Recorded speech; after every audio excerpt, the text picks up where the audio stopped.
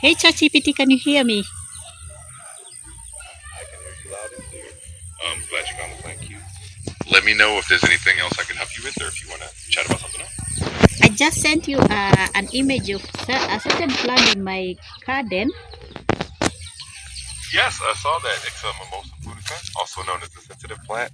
Um, it's quite fascinating how its leaves fold up when you touch them. If you have any questions about it or anything else, just let me know.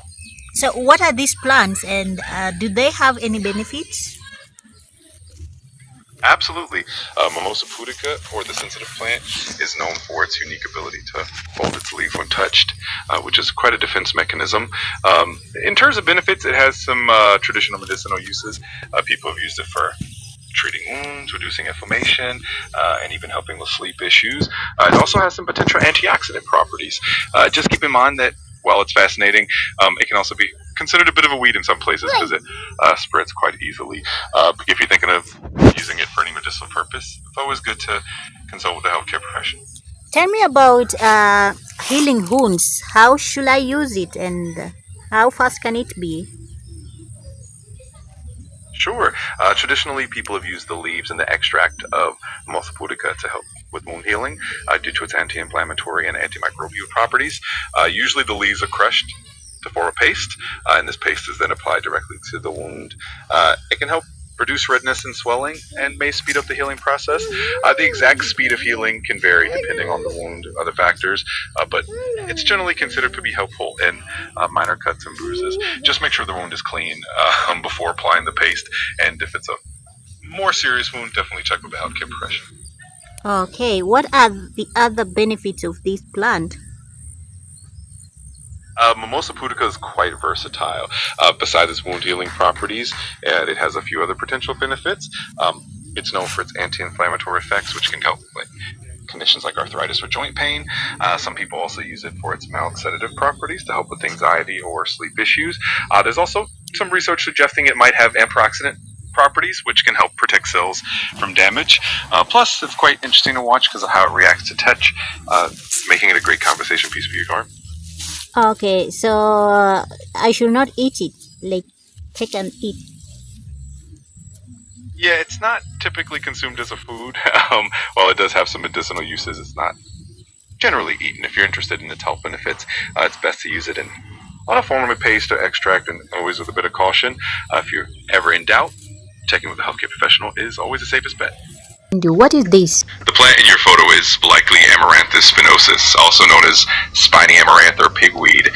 In many villages, it's considered a common wild edible plant. People often cook the leaves and use them in stews or sauteed dishes. It's also known for its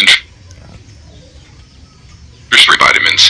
If you have any specific questions or want to know how it's used locally, feel free to ask. So I can eat it, like is it eaten by human beings? Yes, absolutely. Spiny Amaranth is edible for humans. The young leaf cooked and used in various dishes like stews, soups, or even sauteed with other ingredients.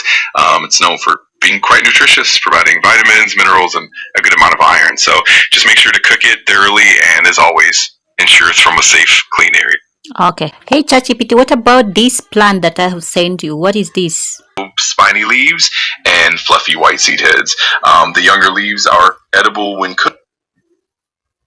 Got it. If you have any more questions about the plant or need any clarification, just let me know. I'm here to help with whatever you need. Okay.